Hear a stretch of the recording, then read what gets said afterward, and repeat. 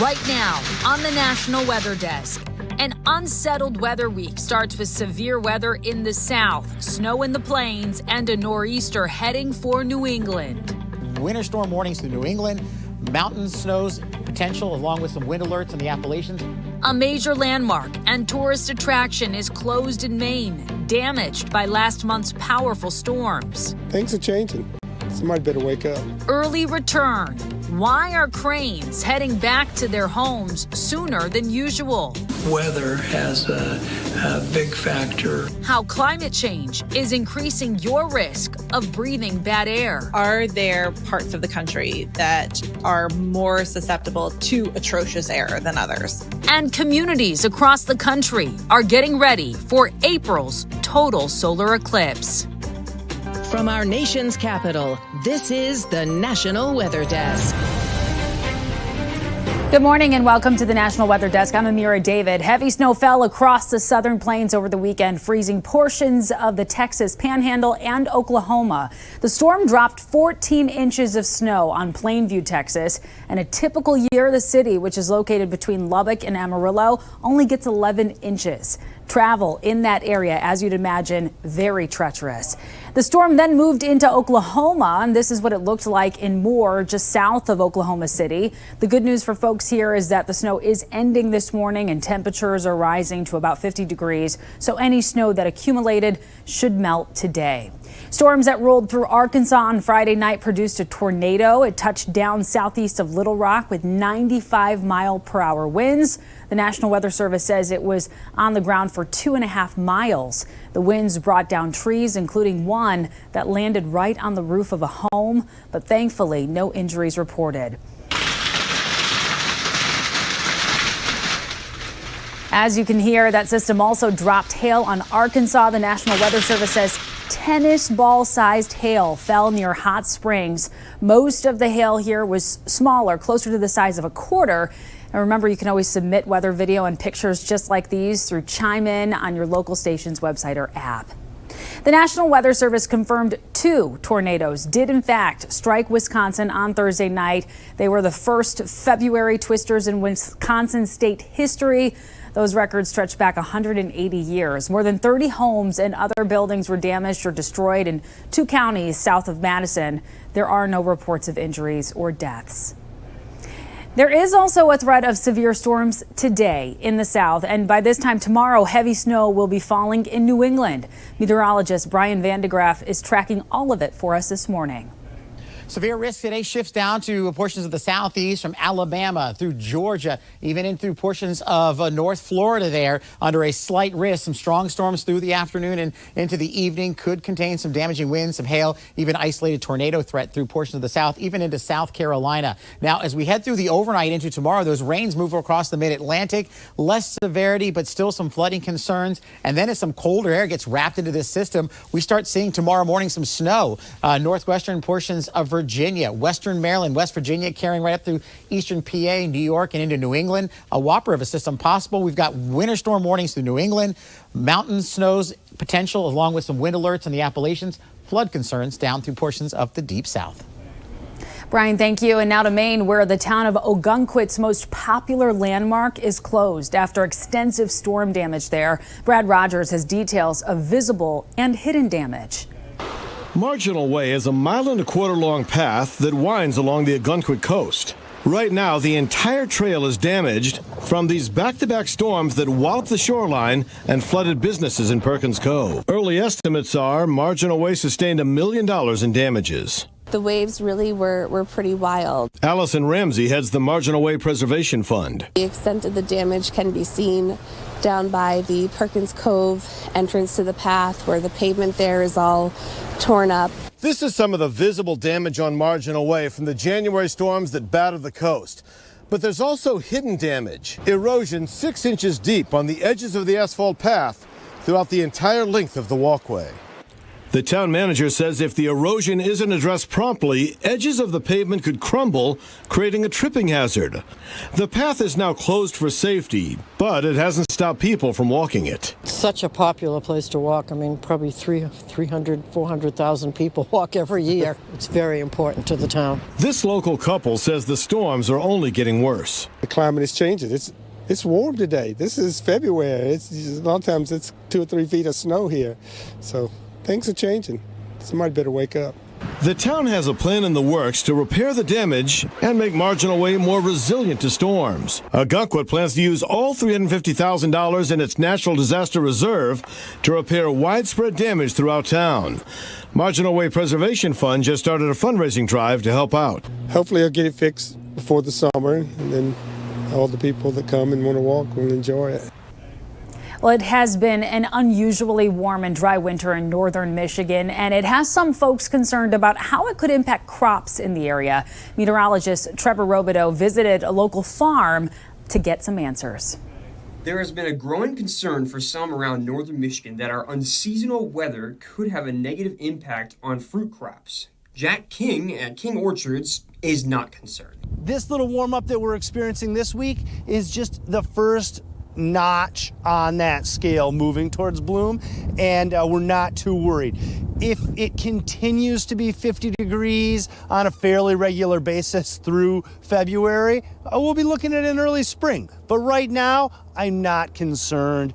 King says we've had enough cold days and nights during hibernation to keep things on track. Trees need chilling hours in hibernation, and at this time we've met that requirement. So these guys have had enough sleep time. They would be ready to wake up as soon as they accumulate enough heat. So every day above 50 degrees is another notch towards bloom, and we're slowly moving that way, but today is really just the second notch on the ladder. We're getting ready for this season. There's so much equipment to get prepared. We're bagging our farm products, our frozen cherries and dried cherries, and getting ready for this season. Every year, Sandhill cranes migrate back north for the summer. Their midpoint stop along the journey is Nebraska. Alexis Sander is there and looking into why the cranes are migrating over a month early this year. Nebraska is known for its beautiful sunsets and plentiful fields. Let's not forget about the Sandhill cranes. The weather over the past couple of weeks has turned from tundra to almost spring-like conditions, which led to an earlier migration for the birds. I spoke with officials to get details about why they are migrating early and how it's going to affect tourism in the Central Platte Valley. With all the vulnerability and weather that we see in Nebraska, I hope this nice weather does bring people outside. All of our programming is focused on the month of March this year, and that really does coincide with the majority of the Sandhill cranes being here. If you're lucky enough, an occasional whooping crane. The cranes usually migrate from the south in March. They have decided to begin their journey to the north a month early. Weather has a big factor on the cranes, but also on people coming and seeing the Sandhill cranes. The tourism is affected heavily by the change in migration. Both Jasnock and Crone said they cannot get a true estimate until after crane season is over. The crane migration for the whole Platte Valley brings in almost 50,000 people throughout the migration. Well, the biggest party in the country last week was in Las Vegas for the Super Bowl. Today, all eyes turn to New Orleans for Mardi Gras, and weeks of parades and partying culminate tomorrow with Fat Tuesday. There are 3 parades tonight, 9 more on tap for tomorrow. Today, starting off wet and windy, temperatures falling from the mid-60s to the mid-50s. Tomorrow, looking a whole lot better with no rain, partly cloudy skies, and highs near 60 degrees. As for Las Vegas, as football fans head to the airport later today, they will be greeted by sunny skies. It's still a bit cool for Vegas, though, with a high temperature of 57 degrees. And now let's head to Queen City, Cincinnati's nickname for at least the last 200 years. The city along the Ohio River is looking at a mix of clouds and sun this morning, with more clouds this afternoon and highs in the lower 50s. And finally, we head to San Antonio, the Alamo City, looking like a beautiful day in Texas, bright sunny skies, highs in the mid 60s. And coming up on the National Weather Desk, we're going to head to Washington State to see what officials are saying about this year's low snowpack numbers.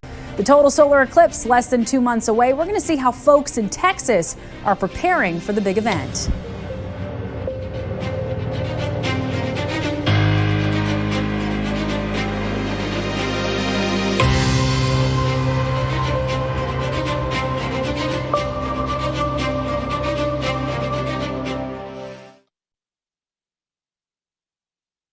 I'm meteorologist Charlie Lopresti with Look at the Northeast. We have one more pretty nice looking day on tap before our next storm arrives in the Northeast. Look for a lot of sunshine. On your Monday, we're starting with temps in the low 30s. Afternoon highs should again make it back into the 40s with a partly sunny sky. Now, this next storm system should bring mostly snow throughout most of the Northeast on your Tuesday. That's 8 a.m. Heaviest snowfall should be down through southern parts of New England. Some of those areas will get a half foot to a foot of snow. Lighter amounts are expected north. I'm Chief Meteorologist Gerard Jabali. Here's a look at the Mid-Atlantic region. Your Monday is going to begin with some clouds, and we'll see a storm system rolling through the area, mainly rainfall in the Delmarva region, but it's going to change over to snow everywhere from Pennsylvania up through New England. Some brief snowfall changeover is possible as the storm exits on Tuesday. So everywhere south into Pennsylvania down towards Virginia is going to be a little bit warmer since they will be not out of the cold air completely, but a little chillier, just not seeing the frozen precipitation. I'm meteorologist Vitas Reed. Here's a look at your southeast forecast. Highs for the day looking at 53 Nashville, 62 in Raleigh, 68 in Charleston, 69 in Macon, Pensacola 69 degrees, Tampa 82 degrees, 82 in West Palm. We have a strong cold front pushing through the area, so it looks like that's firing off some thunderstorms across southern portions of Georgia and the Carolinas, some severe storms at times in North Florida. This will continue to push east. A lot of snow on the back edge of that system up around Memphis and over parts of Tennessee and into Kentucky.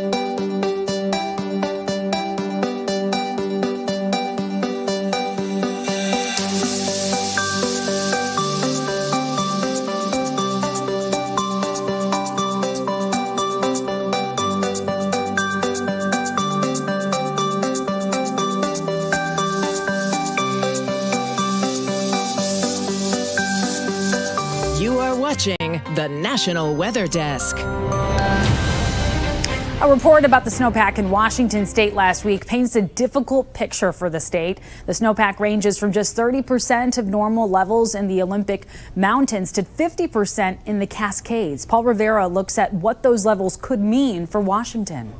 At Stevens Pass, Vince Arthur is the man in charge of getting the slopes ready for all to enjoy. But this winter has been problematic. It's been challenging. We had some pretty good snow storms come in that set us up really well, and we've had some rain in between. So that's what's been the challenging part, is managing our snow level. Managing the snow level has also been a challenge off of I-90 at Snoqualmie Pass. Officials at that ski resort there say mid-January they were 99% of snowpack, but base depth has now gone to 81%. Relatively speaking, not everyone is as fortunate. This new report from the U.S. Department of Agriculture shows the wider picture of what's happening in western Washington. The Cascades are 50 to 60% of normal snowpack levels. The Olympics, shaded in red, in the toughest spot at 30%. The economy, our water supply, agriculture, all depend on a healthy snowpack. Como meteorologist Kristen Clark said a weather feature called El Niño is a big factor in what we're seeing. Luckily, we are pretty much out of drought here in western Washington, so we're off to a good start. Rain and snow is needed to mitigate the dry season and wildfire risk, but winter is running out of time. But Clark said she's not ready to ring the alarm bells on wildfire season just yet. Washington's climatologist Nick Bond told us spring and how it ends up will be a factor. He sees conditions warmer and drier than normal with potentially a hotter summer, and some communities might need to prepare for water restrictions. While snowpack is still below average, water managers from California to Utah are making sure any snow that melts doesn't flood their reservoirs. That's why they chose to release water last week. We have 2 reports this morning, starting with Emma Riley in Utah. Any drop of water that makes it to the Great Salt Lake is good for the lake, good for the community. When it's full, Utah Lake holds 870,000 acre-feet of water. They open the control gates and release the water to prevent flooding. From here, it'll travel down the Jordan River, and there are no deliveries required at this time of the year below here. So most of this water should make it to the Great Salt Lake. The amount of water released could be around 30,000 acre-feet. They credit the excess water to last year's snowpack and the community's conservation efforts. It was a really good year last year, and we're still seeing the effects of that. And so now we're running about at average snowpack, a little bit above. And so, just a couple good years has really helped out. The state's reservoirs are 70 to 90% full, but conservation is still important. Just because we have snowpack and things going on now doesn't mean that in the future we're going to have that. We're just coming out of a long-term drought that really had some impacts to our water use, and we want to be ready for that in the future. Water releases from the Maine spillway began on January 31st to keep space available in Lake Oroville to protect residents from potential flooding. The Oroville Thermalito complex increased water releases ahead of the winter storms that hit the North State. A DWR spokesperson said they work alongside the U.S. Army Corps of Engineers, U.S. Bureau of Reclamation, and other downstream water operators when releasing from the dam. DWR is still currently releasing water from Lake Oroville, and releases from the Oroville Thermalito complex have been reduced to 3,500 cubic feet per second. The California Department of Parks and Recreation, DWR, and Lake Oroville State Recreation Area officials advise recreational users of Lake Oroville to be aware of driftwood in the water, which they say is expected due to the rise in lake level and recent water inflows. They will continue to maintain Lake Oroville's storage space to keep communities safe and free of flooding during the winter storm season.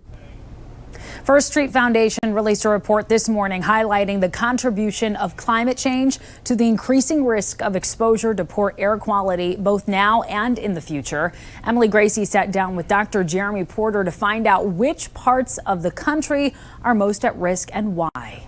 This report is really focused on the relationship between climate change, recent changes in things like air temperature, and some of the underlying components of things like our wildfire models, our extreme heat models, and how that's related to second order derivatives, which we're thinking of as air quality pollutants. So what we're seeing across the country is that while PM2.5 and ozone are impacting different parts of the country differently, we're seeing an increase in pollutants in the air due to our changing climate. Air quality, I know like in the 70s and 80s was like really bad, but didn't it get a little better for a while? There were a handful of regulatory policies that were implemented.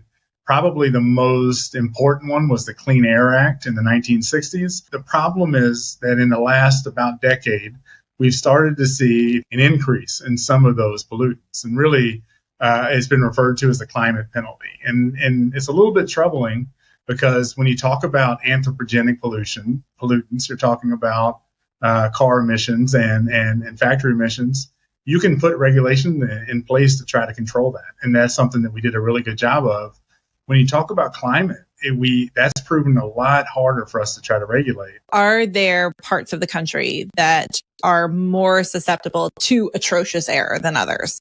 Yeah, there are. And there are really two stories here. One is that the ozone exposure is actually a lot broader than we would have expected when we first started looking at the model. It impacts a really large geographic area, and ultimately it ends up being located in places where there's just a lot of population. So the Midwest, the Northeast are two of the places with really, really a lot of ozone exposure. Southern California also has a lot of poor air quality due to ozone. But what we're really seeing is that out west, when PM2.5 is produced from wildfires, while it's not quite as broad of a scale spatially, in terms of severity, it's much, much more impactful. And to see Dr. Porter discuss how they attribute air quality to climate change, just head to our YouTube channel. We've also linked the Risk Finder website so you can find climate risks in your specific neighborhood. Just search the National Weather Desk. The total solar eclipse, less than 2 months away at this point. Communities that are in the path of totality are getting ready for an influx of visitors. Betty Cross is in Marble Falls, Texas, a community that expects to double its population that day. In 2 months, the sun is going to pull a disappearing act, turning day into night. Marble Falls will have one of the longest views of the moon blocking the face of the sun.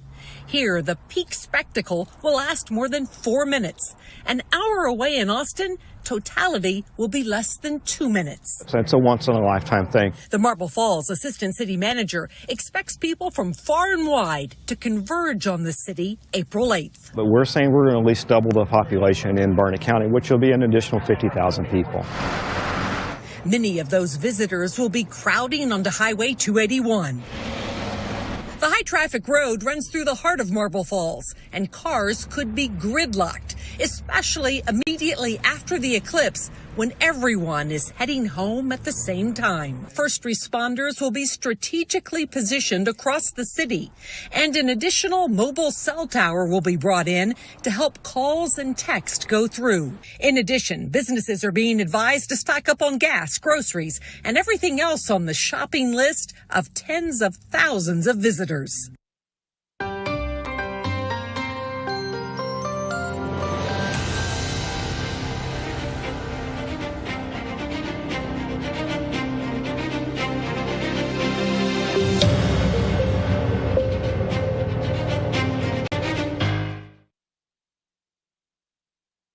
Well, a very good Monday morning, everyone. I'm meteorologist Andrew Buckmichael. Pretty quiet weather across most of the Midwest, but we will have a rain-snow mix just barely grazing the southern part of the Midwest as we head through the next 24 hours here. By the time that we get into your Tuesday, that's moving out of the Ohio Valley, and maybe just a couple of light snow showers out there across the plains. A few more expected in South Dakota there on Wednesday. Otherwise, look at that, warming up for the southern part of the Midwest. Good Monday morning. I'm meteorologist Joe DiCarlo. Look at your forecast across the region, and we're watching leftover snow here in eastern Oklahoma and northwestern Arkansas this morning. That's going to continue to pull across portions of northern Arkansas through the day. The rest of the region really nice. It will be on the chilly side, upper 40s to low 50s, Oklahoma to the Texas Panhandle, but a lot of 60s across the state of Texas, and we're clear overnight as temperatures fall back in the 30s and 40s. More sunshine on the way for your Tuesday.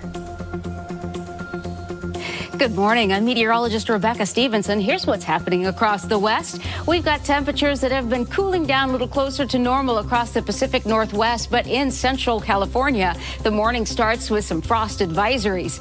Now, higher pressures building in, keeping much of the southwest dry today, but a front that's gradually falling apart is pushing in some heavier snow from northeast Washington into North Idaho, eventually into Montana. And that is the scene from here.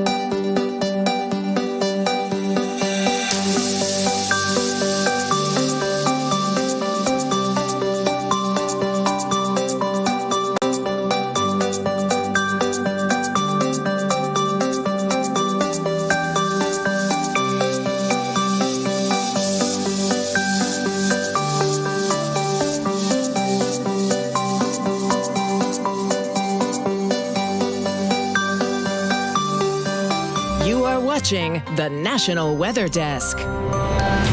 Temperature inversions are common in Utah, and they can have a major impact. Beyond just causing fog-like conditions, it can also affect air quality. Meteorologist Lindsay Storrs explains temperature inversions and what causes them. In northern Utah, we get inversions during the winter months. An inversion happens when you have a ridge of high pressure sitting overhead. A ridge of high pressure gives you sinking air, which traps the most dense air molecules or the coldest air molecules down here at the valley floor. And then you get a warm layer of air up above it. Because the warm air is less dense, it sort of acts like the lid on a pot. it keeps that cold air down here in the valleys. So anything we put out into that cold layer gets stuck. And so we tend to see that layer of haze along the valley floor, and our air quality goes downhill because of the pollutants that we put out there into the atmosphere, which can't rise like they normally can in a normal atmosphere. So this is an inverted atmosphere. When it gets warmer, the higher up you go. If you want to see more content like this, be sure to check us out on social media. We post the latest content from our team of meteorologists across the country, and you can find us on all of your favorite social media platforms. Just search the National Weather Desk. We'll be right back.